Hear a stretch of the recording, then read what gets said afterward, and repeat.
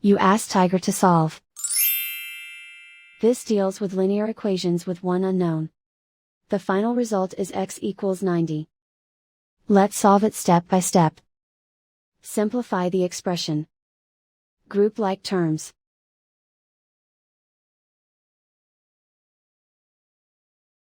Simplify the arithmetic.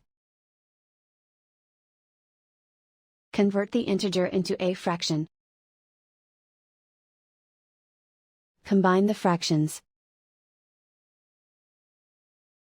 Combine the numerators. Simplify the arithmetic. Group all constants on the right side of the equation. Add 135 to both sides. Simplify the arithmetic.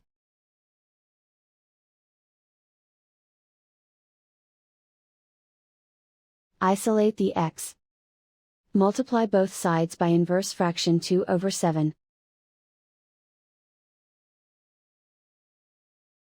Group like terms. Multiply the coefficients.